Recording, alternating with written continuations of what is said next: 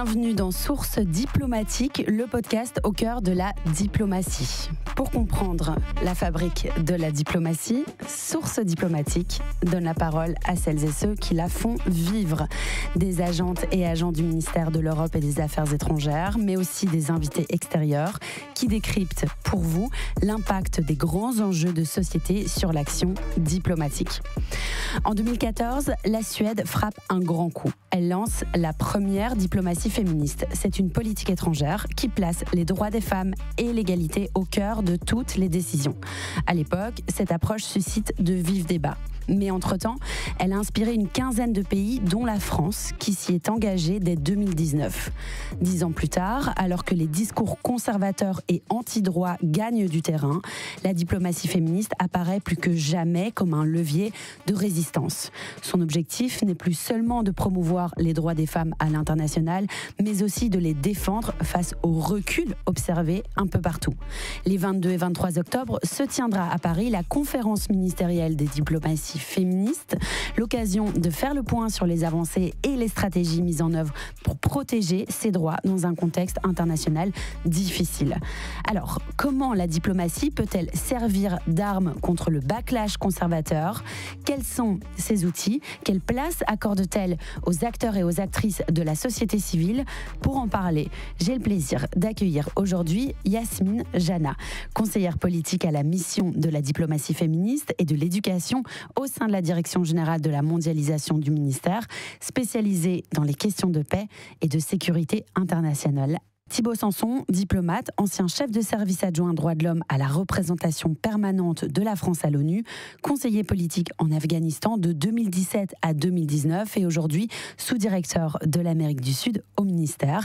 Et Patricia Carole Mannings-Sunday, doctorante en relations internationales, militante féministe et lauréate de l'initiative Marianne 2024.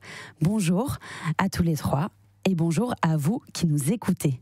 Je suis Johanna Cincinnatis-Abramovic et vous écoutez Source diplomatique.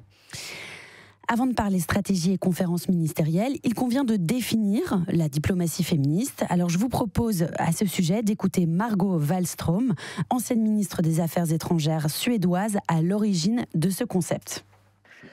Actually, I pronounced a feminist foreign policy. Moi, je parle de politique étrangère féministe. Et pourquoi je choisis ce vocable ? Parce qu'il faut commencer à regarder la réalité en face. Il y a trop peu de femmes autour de la table de négociation, il y a trop peu de femmes qui servent de médiateurs, ou plutôt de médiatrices, de négociatrices. Et en même temps, on reconnaît le rôle très particulier que les femmes peuvent jouer dans des situations aussi bien de paix que de guerre. Et ce que nous savons de notre expérience, c'est que s'il y a davantage de femmes, il y a davantage de paix. Et on constate encore qu'il y a beaucoup de processus discriminatoires à l'encontre des femmes dans le monde entier.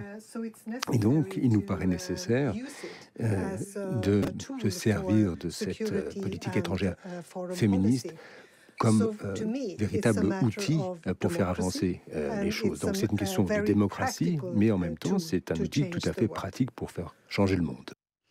Yasmine, j'ai envie de vous faire rebondir parce que la France s'est inspirée de cette approche. Alors, vous suivez de près ces questions.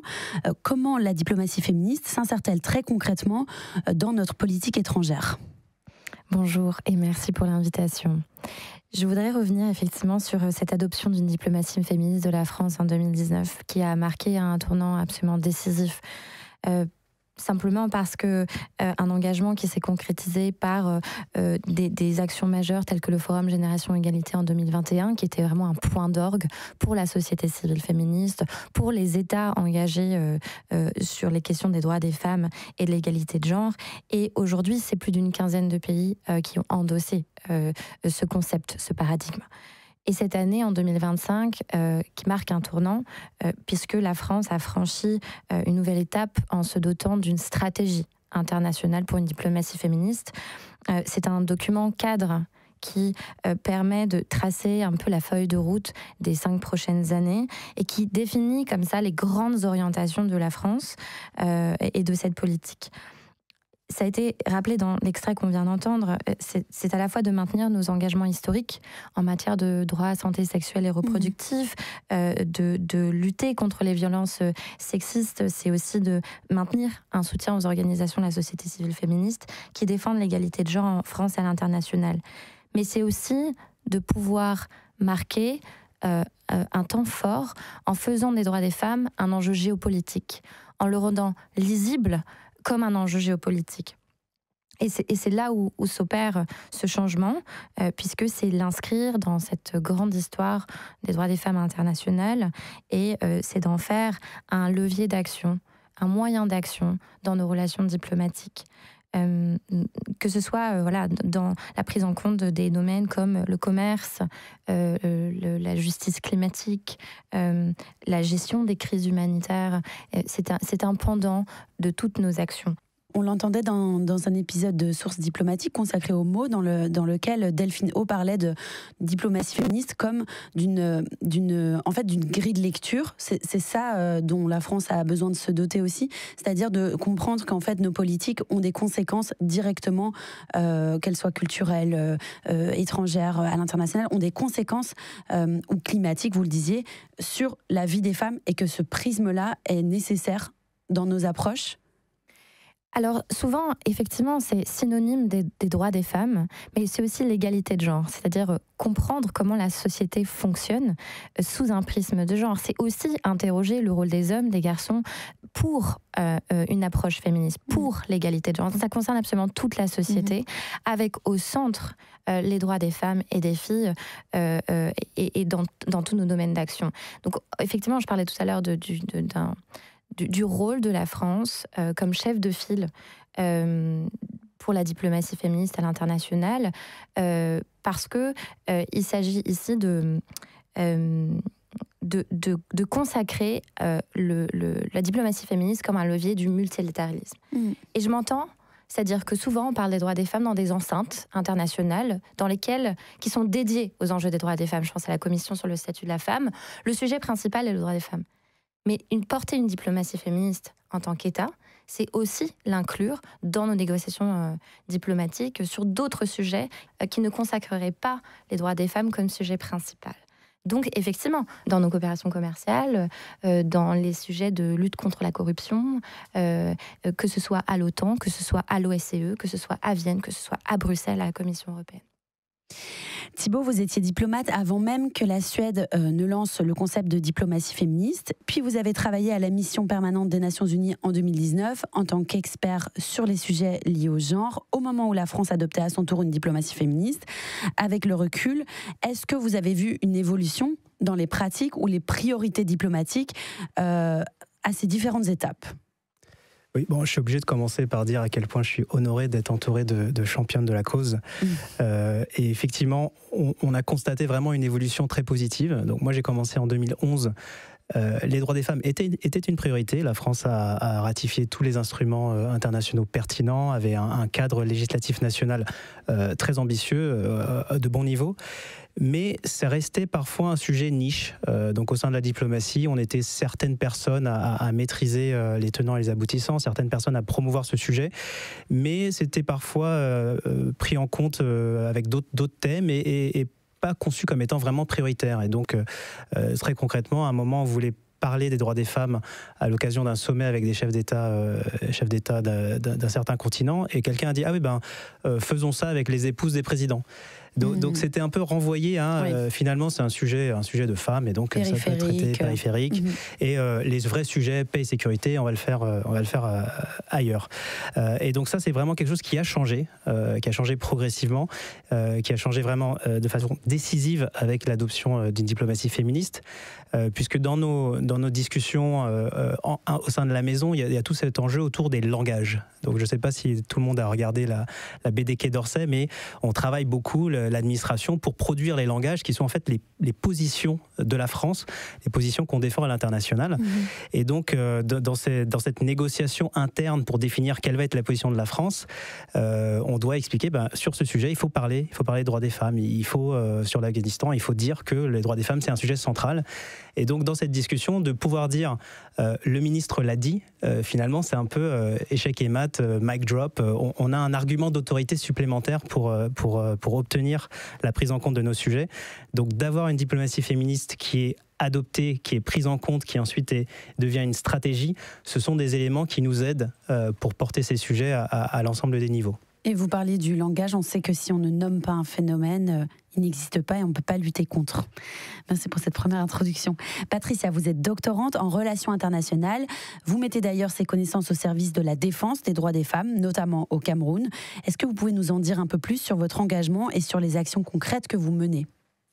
Merci déjà de m'accueillir et merci d'être parmi vous.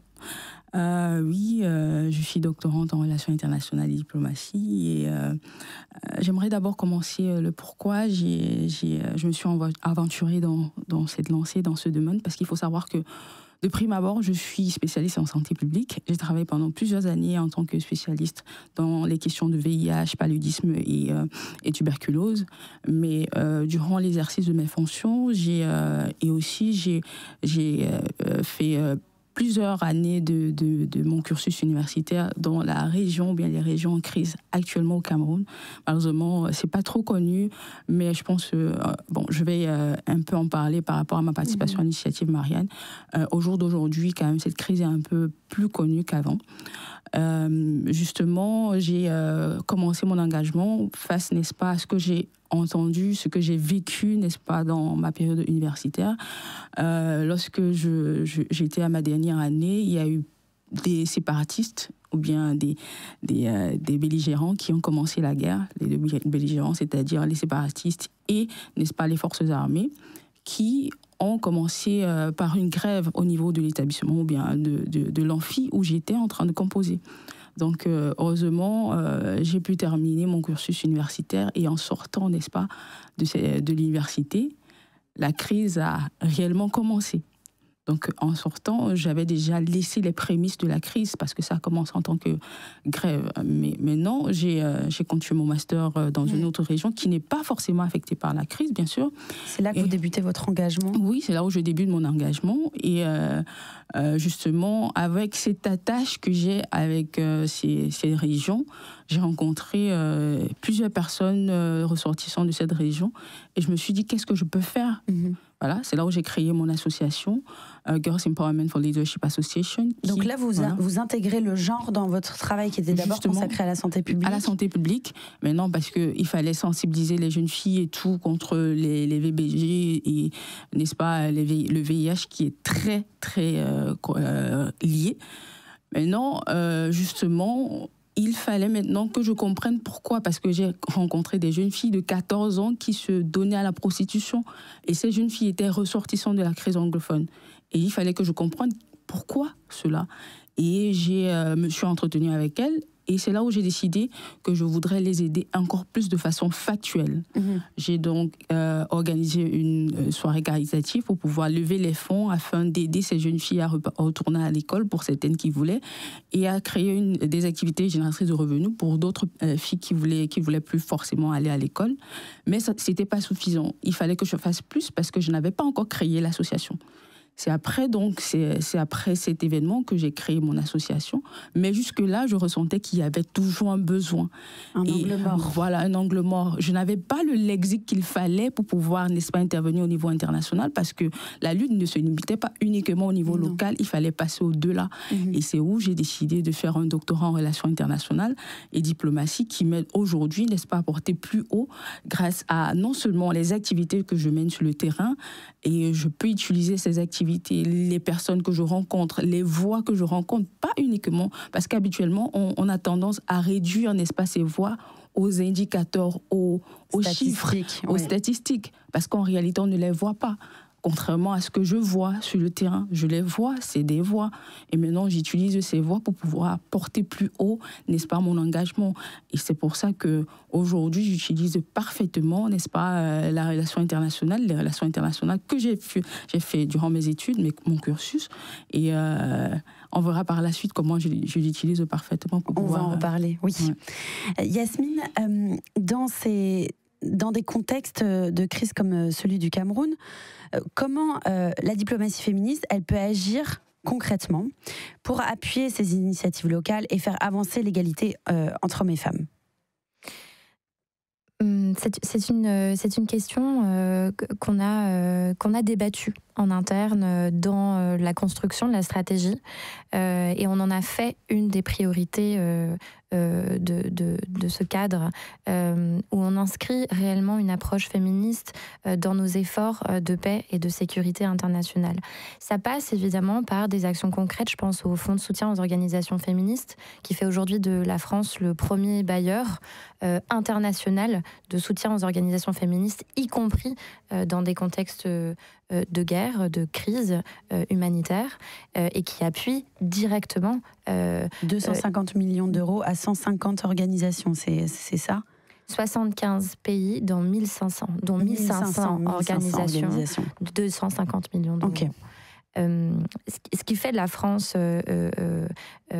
un acteur clé dans ce lien avec la société civile, et puis surtout de rappeler la nécessité de lutter contre l'impunité des violences sexuelles liées au conflit. Je pense au Global Survivors Fund qui a été lancé par le président de la République en G7 en 2019 et qui a pour vocation principale d'assister juridiquement, aussi médicalement, les victimes de violences sexuelles. C'est lutter contre l'impunité aux côtés du viol comme arme de guerre, par exemple. De la Cour pénale internationale, notamment des institutions internationales qui luttent au Conseil de sécurité, de pouvoir mettre le sujet de l'agenda Femmes, Paix et Sécurité au cœur de nos discussions diplomatiques. Je mentionne l'agenda Femmes, Paix et Sécurité parce que cette année, on célèbre les 25 ans de cet agenda. Le sujet principal de notre podcast aujourd'hui, c'est le recul des droits. C'est les tentatives de recul des droits. Et l'agenda Femmes, Paix et Sécurité est un exemple, est une illustration. Parce que quand cet agenda avait, en tout cas la résolution 1325, qui marquait le début de cet agenda, c'était un sujet plus ou moins consensuel au Conseil de sécurité.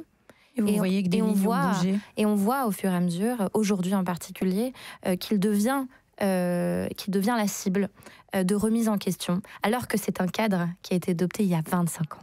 C'est exactement le pivot auquel je voulais qu'on arrive, donc merci. C'est tout à fait ça. La question aujourd'hui n'est pas tant la diplomatie féministe que la diplomatie féministe dans un contexte où les droits des femmes et des minorités reculent. On parle, pour définir ce climat politique, d'un backlash. Alors, petit point lexique, le terme est réapparu notamment après la remise en cause du droit à l'avortement aux États-Unis. Il désigne le retour de bâton, autrement dit une réaction violente ou organisée contre les avancées des droits des femmes et des minorités. Donc Yasmine, on disait ce phénomène, il n'est pas nouveau. Il y a déjà eu un premier backlash en 2014 lorsque la Suède a lancé sa diplomatie féministe. On en avait parlé avec Paulina Brandberg, ancienne ministre suédoise de l'égalité des genres, qui revient sur cette période mouvementée. En 2014, on a eu un vrai débat sur ce nouvel mot, la politique étrangère féministe. Il y avait quelques-uns qui étaient très, très fiers de la Suède et qu'on était le premier pays d'adopter ce politique. Mais il y avait aussi des gens qui trouvaient le mot féministe un peu provocateur, qui disaient que ce sont seulement des mots et c'est seulement des symboles pour quelque chose qui ne marche pas en réalité. Mais en fait, ce qu'on a vu, c'est qu'on a eu des vrais résultats de cette politique. Et on a aussi vu que la Suède a influé beaucoup d'autres pays, pays comme la France, le Canada, le Mexique et l'Espagne. Et on a eu des vrais résultats dans d'autres pays et dans le monde. Et pour ça, je suis très, très fière. Ce qu'il faut apprendre et la leçon à tirer, c'est que les mots sont importants, mais ce sont les actions qui vraiment font de la différence. Yasmine, j'ai envie de vous faire rebondir sur ce sonore. On dit souvent dans les luttes féministes et progressistes de manière générale qu'il faut l'urgence de l'instant, mais la confiance de 1000 ans. C'est-à-dire qu'on voit qu'en fait, les vagues féministes, elles vont, elles viennent, elles érodent progressivement des falaises, mais en fait, la vague, elle finit souvent par repartir avant de revenir. Est-ce que vous pouvez un peu nous parler de l'état en fait, de ce backlash dans les discussions internationales ? Tout à l'heure, je parlais de grandes histoires des droits des femmes et de l'égalité de genre, et c'est une histoire de progrès assez linéaire, avec certes des obstacles, des défis. Or, aujourd'hui, on témoigne d'une internationale réactionnaire, d'une coordination stratégique et internationale d'acteurs, d'États, qui se structurent, qui se coordonnent, qui se financent pour révoquer les cadres normatifs internationaux. Les cadres dont l'agenda Femmes, Paix et Sécurité dont je parlais tout à l'heure, mais des cadres qui ont été adoptés bien avant même ma naissance. Donc il s'agit de les détricoter.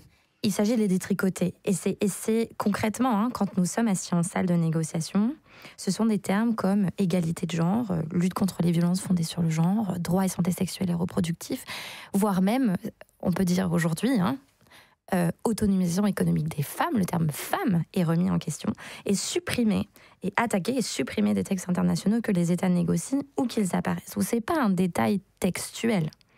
La suppression de ces termes ont des incidences concrètes sur le terrain, un recul dans les législations nationales. Si la suppression de références d'égalité de genre, ça n'apparaît plus dans les budgets. Et donc il y a des contractions budgétaires dans les programmes des agences onusiennes notamment. Et en fait, ces droits humains deviennent un objet de dissensus international, un objet de tractation. Donc ça veut dire que sur les bases même, on n'est même pas sur les moyens à mettre en œuvre. Là, c'est sur les bases et les termes, on n'est plus d'accord. Il y a deux choses. La première, c'est que ça paralyse les discussions. Alors qu'on veut avoir des discussions de fond, diplomatiques, on veut faire avancer. Or, je vais partir de mon prisme. En tant que diplomate au Quai d'Orsay, mon travail a changé en 2 ans. Mon travail a changé.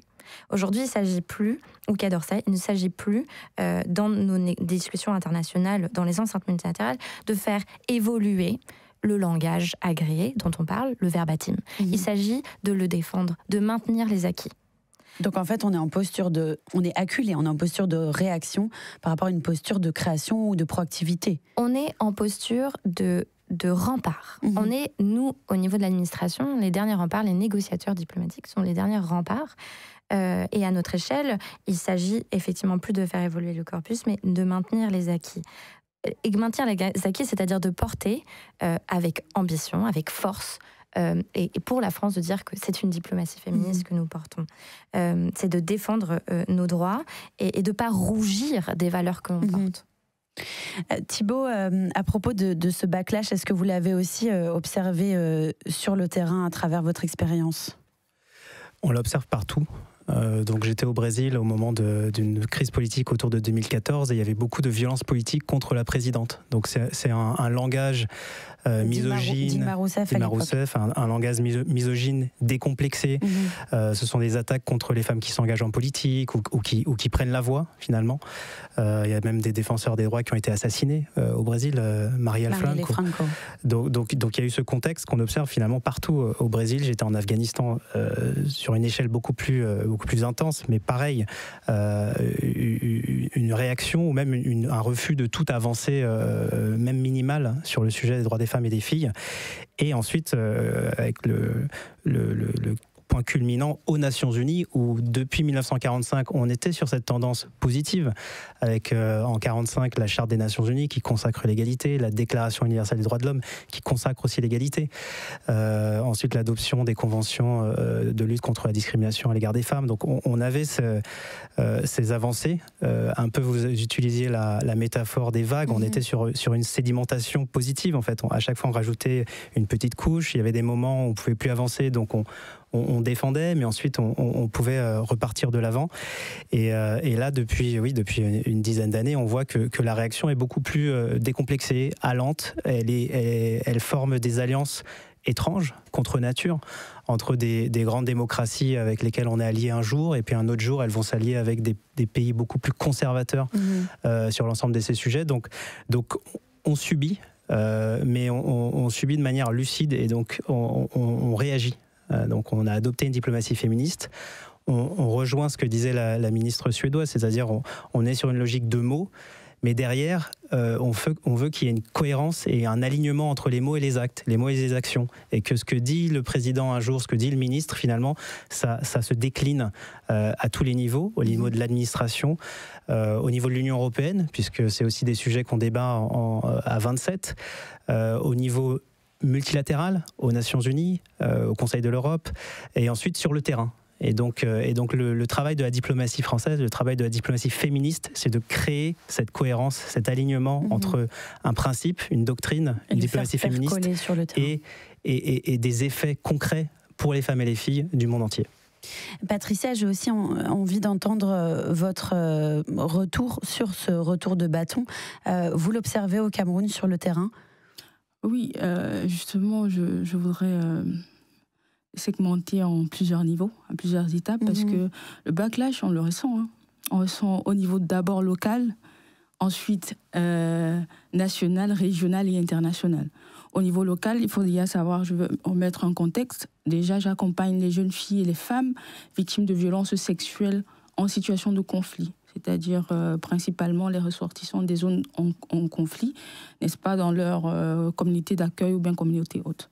Maintenant, ce qu'on observe, c'est quoi? Lorsque ces femmes, principalement qui ont été, n'est-ce pas, violées, mutilées, enfin, qui sont sorties de la guerre ou bien des régions de guerre pour venir se trouver refuge dans une communauté d'accueil ou bien d'autres, celles-ci continuent toujours à avoir des conséquences, n'est-ce pas, des actes de violence, que ce soit dites sexuelles ou bien dites psychologiques. Donc il s'agit d'abord de les protéger. Voilà, de les protéger, les réinsérer dans la société à travers, n'est-ce pas, je pense que... on parlait de l'insertion juridique, psychosociale, enfin, économique aussi, et académique aussi principalement. Mais on trouve toujours des freins, n'est-ce pas, à ce mécanisme, à cette dynamique. Dans la mesure où on va avoir une jeune fille qui est ressortie, qui n'a plus de parents, qui n'a plus des documents d'état civil pour non seulement bénéficier des différents services, n'est-ce pas, d'accès aux soins de santé ou bien aller à l'école. Elle ne peut pas. Non seulement elle est limitée par ses droits de bénéficier de ses droits fondamentaux, mais la communauté, n'est-ce pas, normifie le fait que, enfin, il faut qu'elle aille soit en mariage, soit il faut qu'elle aide sa famille dans le ménage. Donc, forcément, il y a quand même une régression, n'est-ce pas, de ce qu'il y avait avant. Vous pouvez monter un petit peu d'un étage pour expliquer... Mais non, au côté national, justement, c'est la banalisation, si je peux dire ça comme ça, des victimes de violences sexuelles. Donc, lorsque celles-ci prennent le courage de dénoncer, elles ne sont pas prises en compte. Elles sont pas prises en compte du fait que lorsque elles dénoncent, n'est-ce pas, ce qu'elles ont subi, que ce soit par les séparatistes, c'est-à-dire les forces armées contraires au gouvernement, ou bien même les forces armées gouvernementales, autant pour moi, elles ne sont pas prises au sérieux. Elles ne sont pas crues, elles ne sont pas accompagnées dans les démarches. Il n'y a même pas de justice, il n'y a même pas de démarche, il n'y a rien. Donc forcément, pourquoi? Parce qu'on se dit c'est une femme et puis c'est le cadet de nos soucis. On a un souci plus majeur, c'est-à-dire résoudre le conflit actuel. On ne va pas se voir aller en arrière, gérer les petits, vu qu'elle est là, elle est en santé, c'est le plus important. Chose que justement, il y a le mental qui est affecté. Il y a, n'est-ce pas, son suivi, que ce soit économique, académique, sanitaire, qui sont affectés. Donc il faut qu'on prenne ça en considération pour pouvoir, n'est-ce pas, donner réparation à ces victimes-là. Chose qui n'est pas toujours fait. Mais non, toujours au niveau national, on parle de résolution de la crise. Et en 2017, il y a eu un dialogue national, dit national, n'est-ce pas, pour pouvoir résoudre la crise. On voit que sur la table de négociation, il y avait presque pas de femmes. Voilà, et il y avait presque pas de femmes, parce qu'on parle de diplomatie, on parle de la table de négociation pour la crise. Et nous savons très bien que dans une crise, non seulement les femmes et les enfants sont très souvent, n'est-ce pas, les victimes, mais c'est la femme qui est porteuse de paix, entre guillemets. On va prendre un petit peu plus un angle un peu positif, on va essayer de le chercher du moins.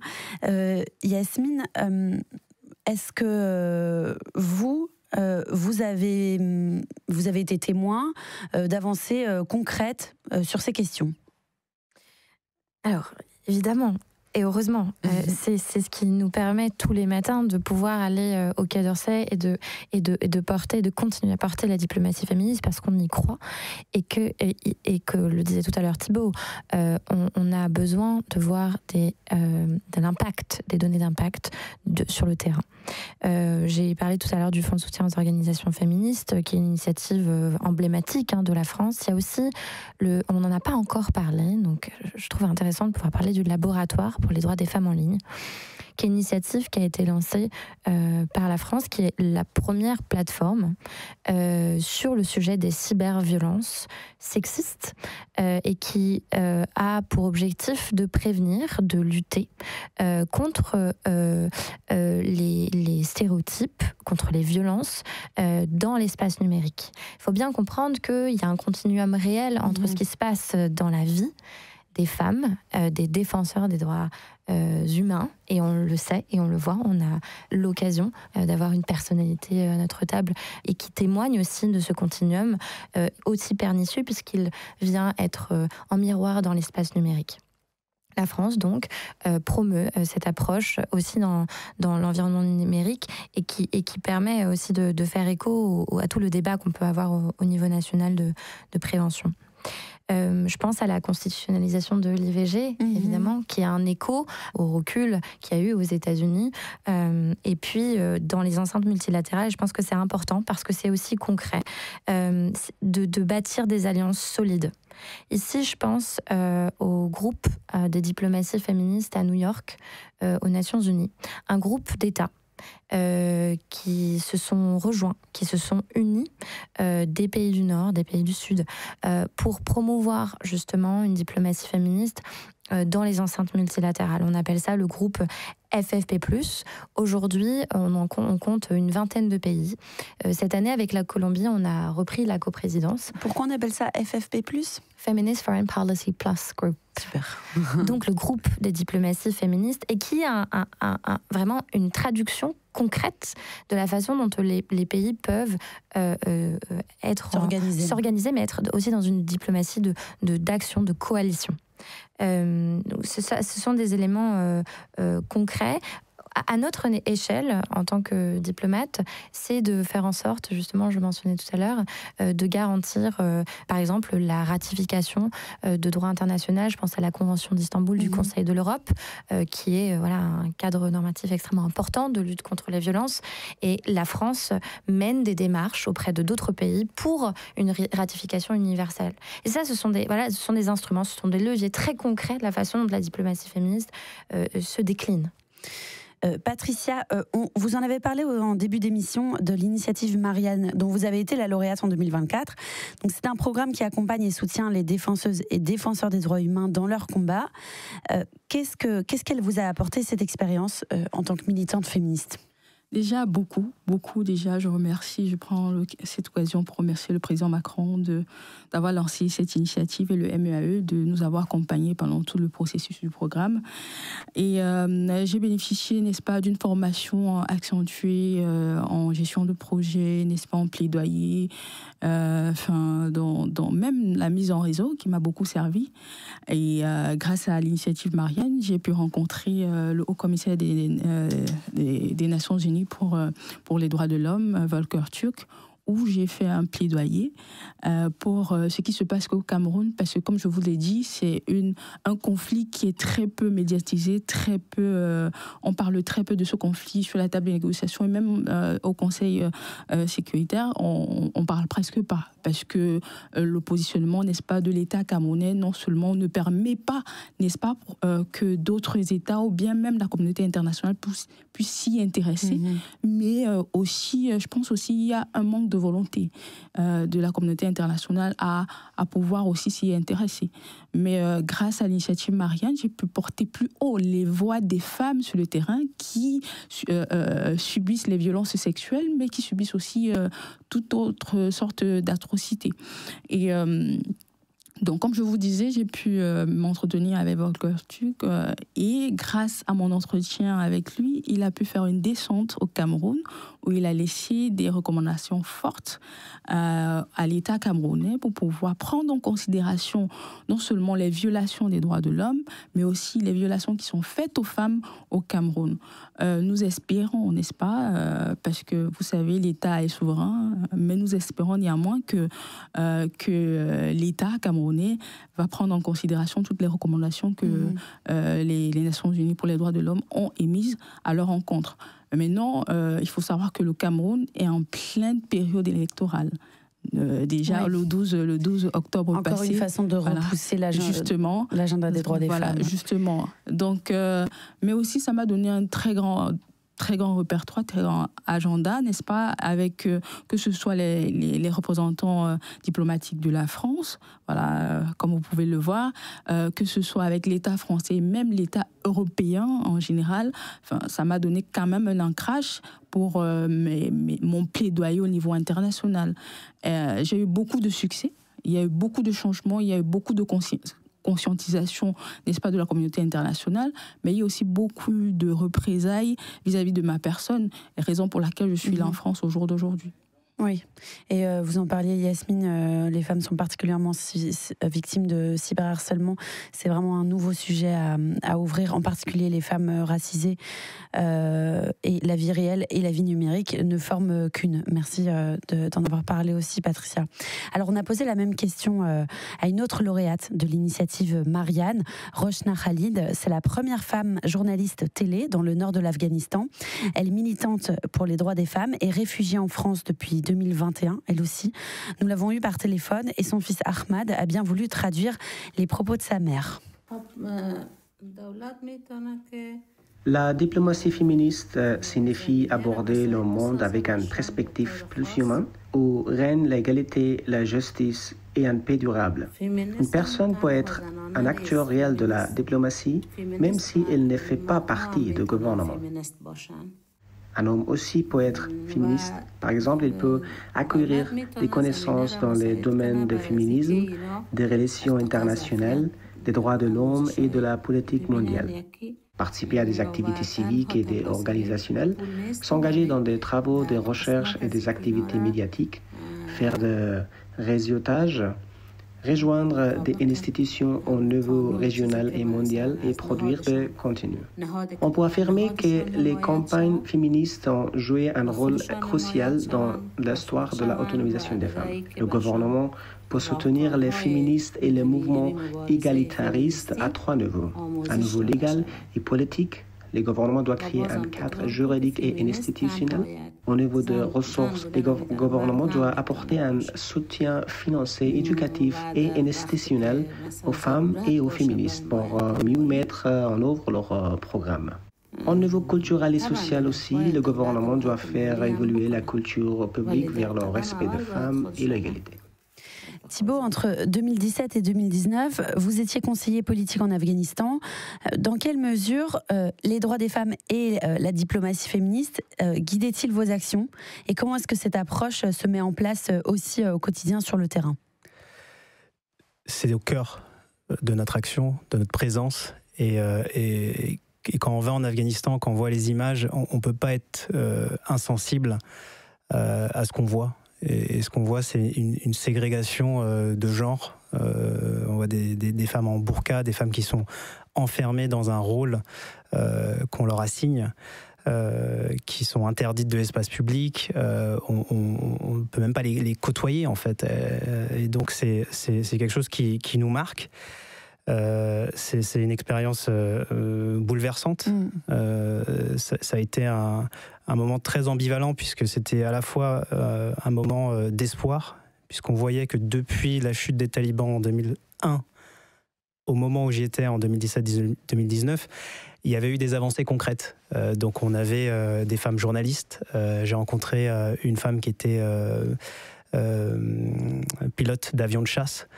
Donc on voyait tout ce qu'il est possible de faire en un temps record en fait. En 17 ans, des femmes qui étaient nées soit juste avant la chute des talibans, soit juste après, elles avaient eu accès à l'éducation primaire, secondaire. Il y avait une équipe de robotique féminine afghane qui gagnait des prix à l'international. Donc ça montre à la fois tout ce qu'on peut faire quand on y croit, quand on se donne les moyens, quand on soutient, quand la communauté internationale fait de ces sujets une priorité localement. Et donc nous, France, on soutenait l'éducation des jeunes filles, on soutenait l'accès à la santé des jeunes filles. Il y avait un hôpital franco-afghan soutenu par les autorités françaises. On avait aussi invité en France beaucoup de femmes politiques, journalistes, pour les former à la négociation, parce qu'on savait que le moment de la négociation allait venir, et on refusait le postulat selon lequel la négociation c'est une affaire d'hommes et finalement les femmes sont pas prêtes.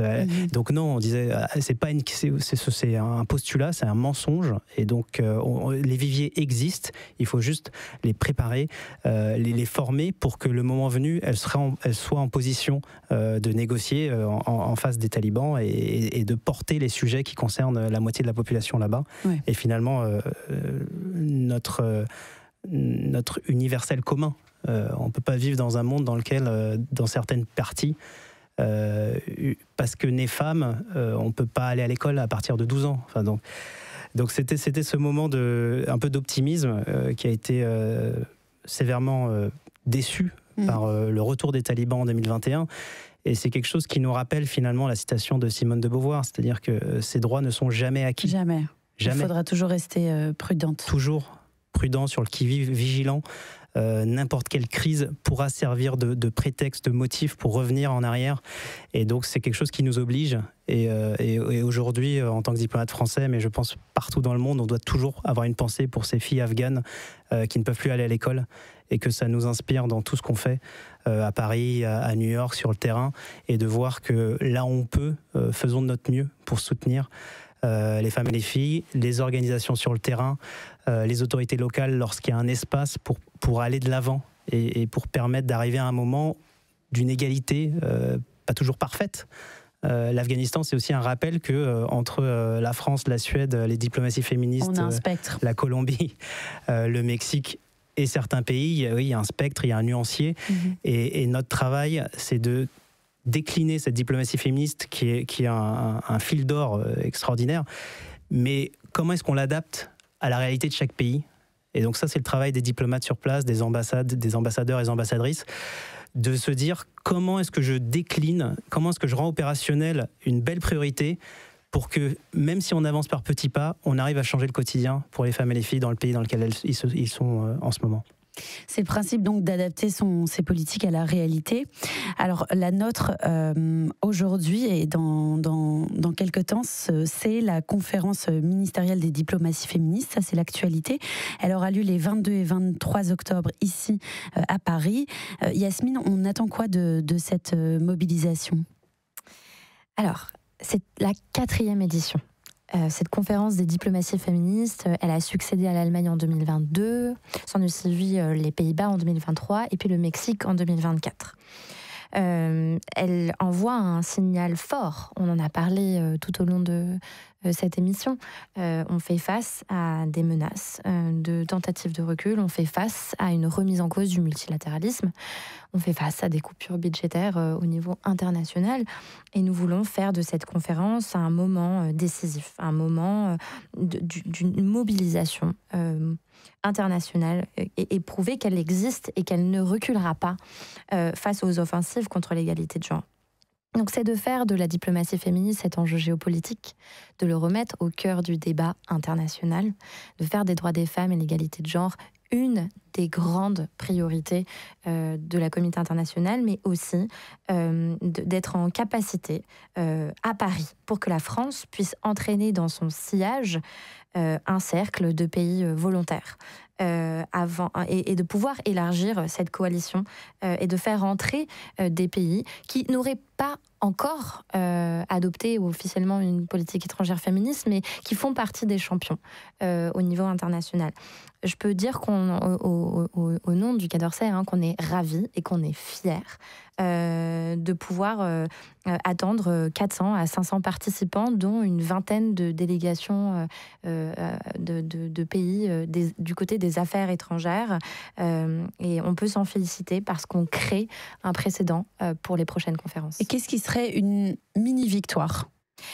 L'ambassadrice Delphine O, qui est la secrétaire générale de cette conférence, dit souvent, et je reprends ces termes parce qu'elle le dit si bien, le fait même d'accueillir cette conférence est une victoire en soi, est un succès. Le fait que ça existe.